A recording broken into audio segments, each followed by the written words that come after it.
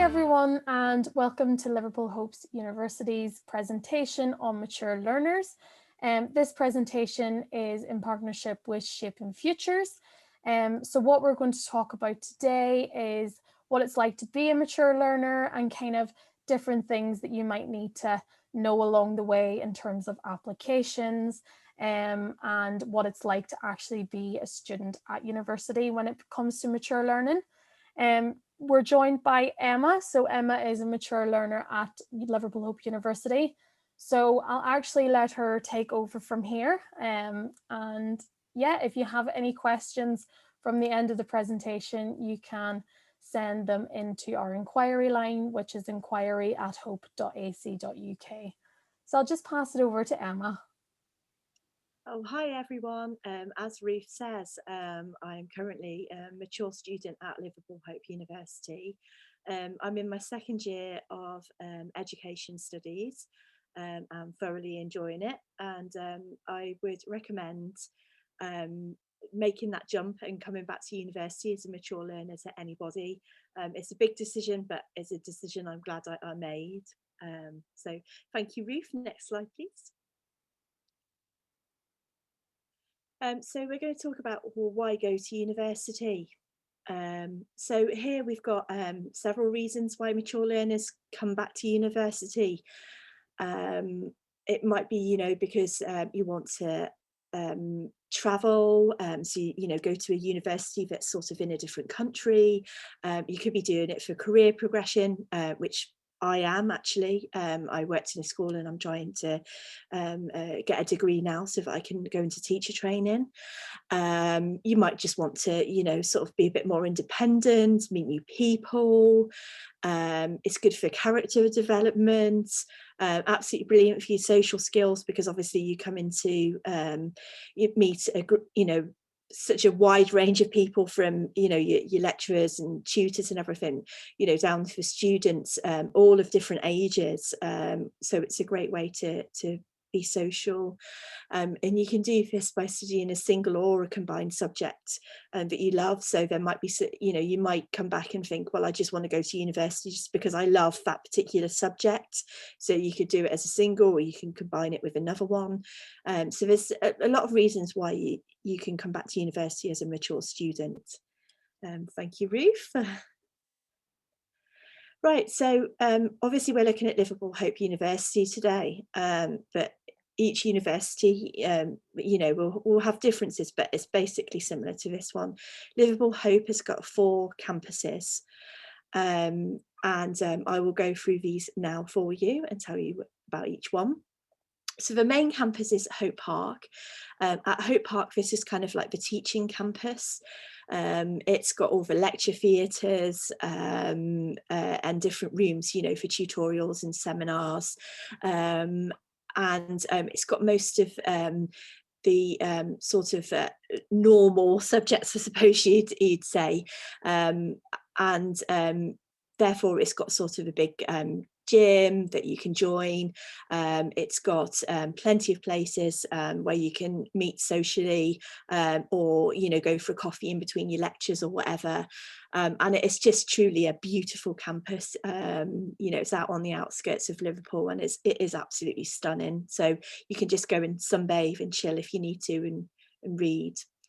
The next campus, part of Hope, is the creative campus.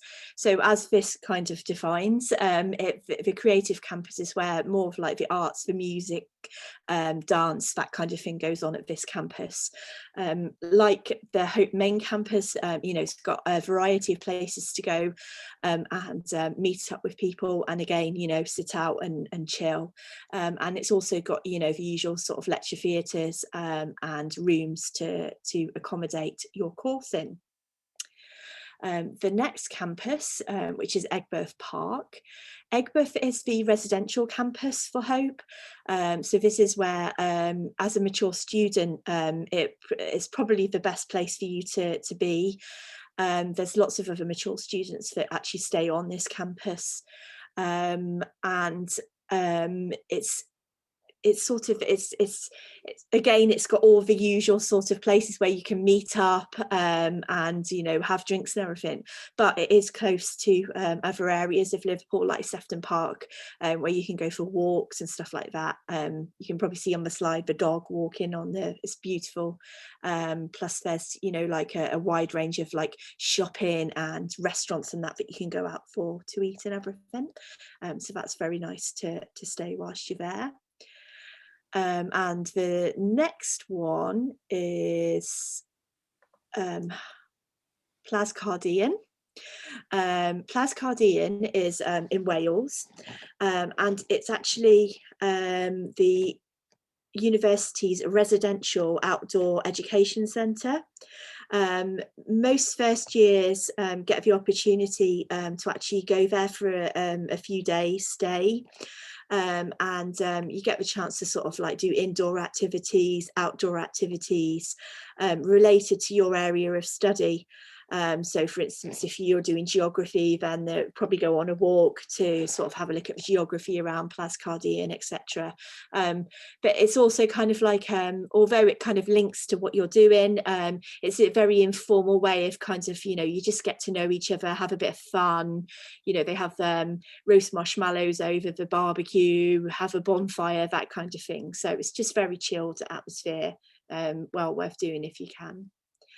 Okay, next slide then, please. Okay, so we'll talk about the accommodation now. Obviously, we're looking at Hope accommodation again, but generally, there is options. Obviously, the options might be different at different universities, and even at Hope, whilst we're showing this accommodation, you could always choose to go in like a private accommodation company instead of using Hope. That's entirely up to you, or live from home, which I actually do. But the things you might want to consider being a mature student if you do decide to actually move into accommodation, it's sort of how far away you move in, and do you want it to be that far? If you've got commitments, maybe do you want to choose a university closer to home? And obviously travel costs come into that effect, because if there is someone that you're going to miss and you want to get home whenever you can, then you need to take your travel costs into consideration. For example, if you're coming from Ireland, etc. And then again, you need to decide whether you want to live in the city or the suburbs. Depends how sort of how much you want to get out and be in the vibe and everything. If you're in the suburbs, you could live on campus at the Hope main teaching site, and you've still got your local shops and everything, and a bus to get in, but it's a lot quieter, so you won't be sort of like maybe disturbed at night so much. So again, that takes into the campus-based university or city-based. The good thing about the campus-based university as well is that we have our own team that actually live on site as well. So if you've got any questions or queries whilst you're actually living in, then they're your go-to, and they will help you with anything, settling in, if homesick, or if you need to, you've got a problem or something, they'll help you as well. Again, you can choose to use it at university or private accommodation, and there's a range of accommodation that you can choose from. At Hope, you can have shared accommodation, or you can have ensuite accommodation, which I will go through now. So basically, the ensuite accommodation is on campus, so that will be at Hope Park, the creative campus, or Egberth, and it's got security issues such as swipe card entry. It comes with the usual stuff like bed, wardrobe, study chair, that kind of thing. But with the ensuite, you have your own bathroom, and consequently that is slightly more expensive than if you go for like the shared accommodation, which has a shared bathroom, but you have a mini fridge and wash basin in your room. So I suppose it depends on how sociable you want to be, really. If you like to keep yourself to yourself, then maybe you'd go for the ensuite, or if you're quite sort of happy to mingle and save a bit of money at the same time, then you've got the shared option. Both of them say mixed genders at the bottom. However, if you have got a real problem with that, then talk to your university and they should be able to do something about that for you, so that maybe you could just go in accommodation with you know, your own gender if that's what you feel like. Okay. So this is just sort of the typical pictures of Hope University accommodation. So as you can see, it's sort of like up to date, clean, you know, you've got what you need there. You've got your oven and your fridge and everything. On site as well, there is a laundrette as well. So well, I suppose it depends whether or not you want to take it home for your mum to do, or whoever's at home. But there is a laundrette there as well. But as you can see, you know, the facilities are you get your bedroom, and then you have got a communal area as well, so that you can go and socialise with the other people in your flat should you want to. Okay, and the next slide, please.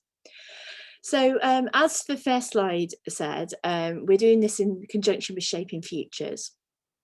So Shaping Futures sort of well, I'll read that out. It aims to provide all secondary schools and colleges across the Liverpool City area with comprehensive and impartial information, advice and support on all matters relating to higher education. So basically, you know, they work with local schools to sort of like help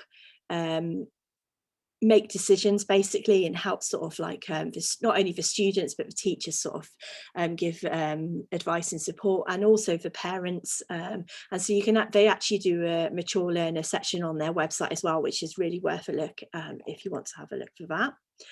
Okay. So Liverpool Hope University is one of the 12 higher education providers that Shaping Futures works in conjunction with. It also works in conjunction with the other Liverpool universities, and it's just working together in a partnership basically, just to help deliver you know, advice and support to anybody wanting to come back to university and make that step, you know, whether it be Hope or whether it be, you know, another university. Shaping Futures just aims to kind of help you make that step and offer any help and advice that they can do. So yeah, I'd recommend a look at their website. I actually work for them as well, as one of the students that you can ask questions to. So you can always come and do that if you want to. You can find me on their website and ask me a question if you want to. Okay, thank you, Ruth. Okay, so we'll go over some university terminology now. Obviously, coming back into education can be a bit scary, and you might think, oh, I don't know quite what that means. So we'll just go over some terminology now so that you know what it means when you're looking at it on the brochures, etc. So undergraduate, so this is the education taken before gaining a first degree. So I'm an undergraduate student. And a degree, obviously that's what you'd be going to do, which is that's the qualification that's offered by universities. Degree with foundation year. Now this is a 4-year course, with the first year being your foundation year. If you've been out of education for quite a while and you're worried that maybe you're not quite ready to go into like the degree like straight away, what you can do is you can do a foundation year, and this kind of just eases you in very gently. You know, you have more sort of study skills, advice and stuff like that. And so that I would recommend that. That's a great way of just easing you back into university if you've been out of education for a long time. The BA, which is short for Bachelor of Arts, and the BSc, which is short for Bachelor of Science. That's what the classification of degree you would get your degree in. So like I'm doing a BA in education. Okay. The next one's postgraduate. That's taken out of gaining your first degree. So as I said earlier, I'm thinking about doing teacher training. So once I've done my undergraduate degree and I hopefully get my BA education studies, then I will hopefully go on to do a postgraduate PGCE so that I can become a teacher. But you can also do a master's.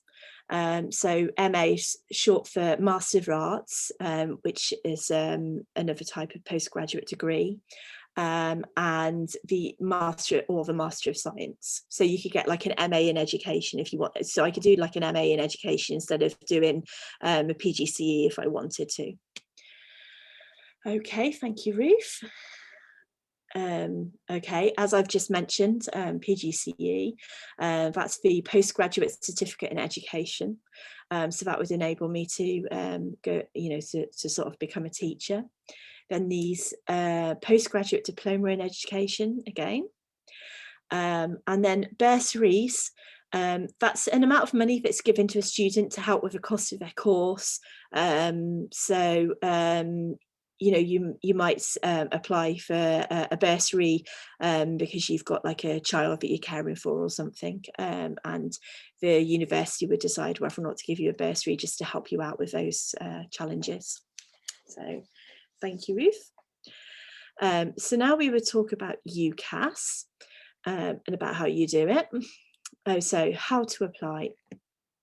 So this seemed like the scary bit for me, having been out of education for a while. I was thinking, the last time I sort of thought about going to university, everything was like on paper still. But now you go to www.ucas.com. But actually it was so simple, and they're so willing to help there if you've got any problems as well. So that's a real bonus. Basically, you can have 5 choices of university or courses. So what that means is that you could decide that you want to do like one particular course. For instance, I'm doing education, but you could choose 5 different universities that you might like to go to but offer education, and you think, right, okay, I'll do that.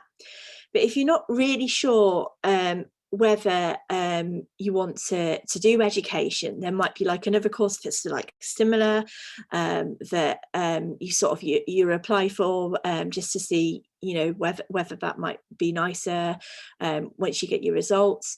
You can have like a couple of choices of degree subject, but limit the amount of universities that you go for. So it's kind of like a mix and match system, really. But it's very straightforward once you have a look and decide what you're going to do.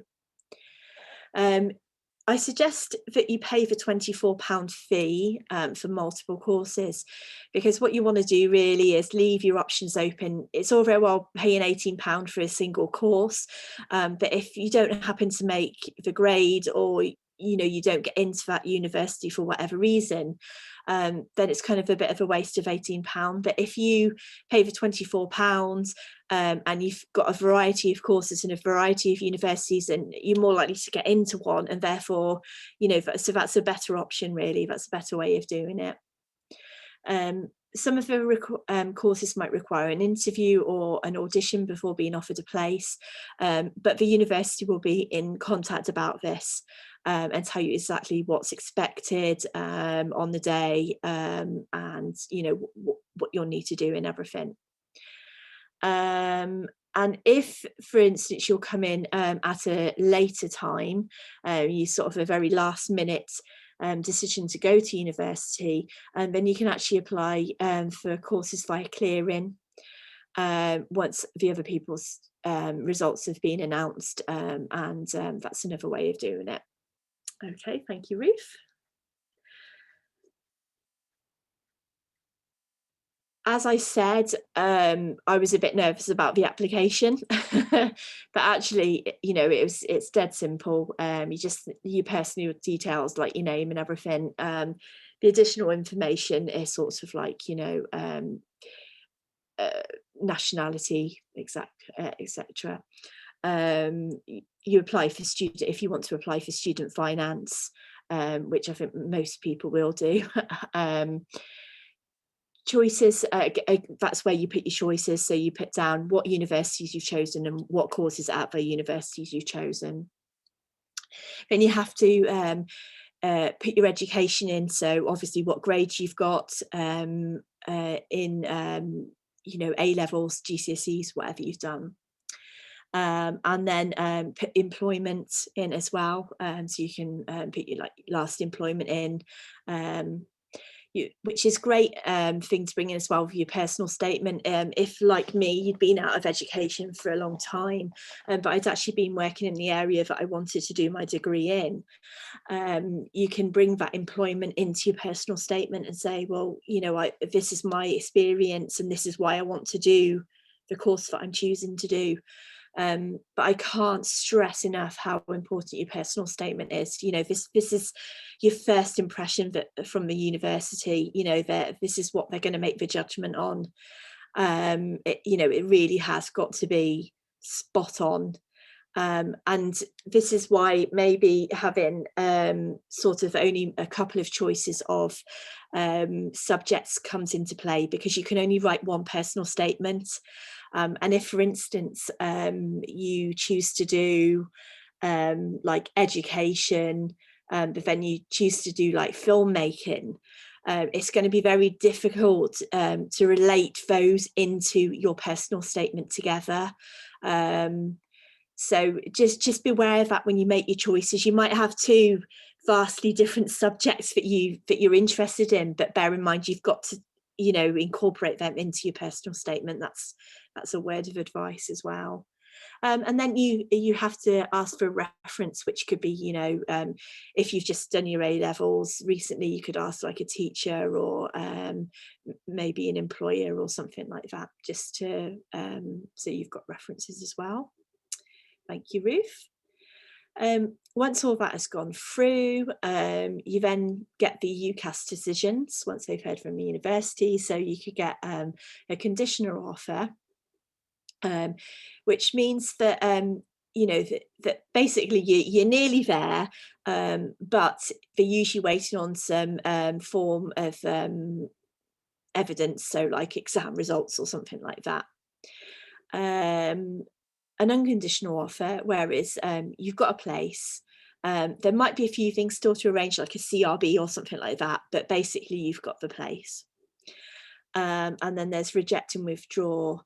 And that, you know, like if for example, you like me, you got offers from two different universities, you can actually, you know, reject one of the universities, so that they know that, you know, you're no longer a participant that might come to their university. Okay, thank you. This is where you go on and you decide whether you can sort of like, whether it is a firm decision you definitely want to go to that university, or maybe you haven't heard back from the university that you really want to go to. So you might put say that one is an insurance. So say you really wanted to go to John Moores, but you heard back from Hope, then you could have like Hope as your insurance whilst you're waiting for like John Moores to reply, and then obviously if John Moores does, then it can be moved to your firm decision, or else, like I said, you can decline the university if you change your mind or the course that you've decided. Okay, thank you, Ruth. At all times, you can track your information, so that you can kind of know if the university has been in touch and offered you a place or anything like that.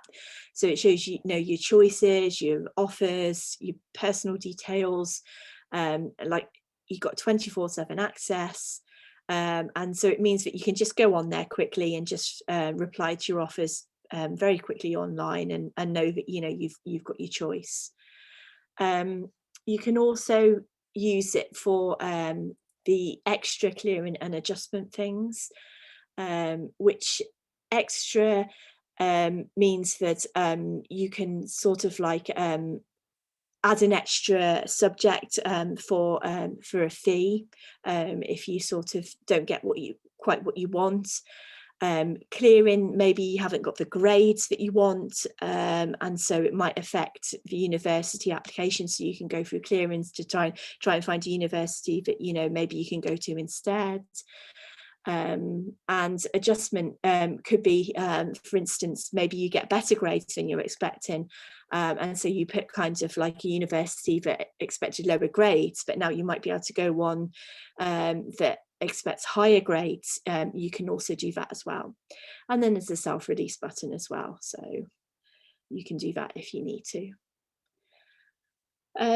Here we've just got like the Liverpool Hope statistics. All universities usually have statistics that you can look at, so it's always worth a look on their website.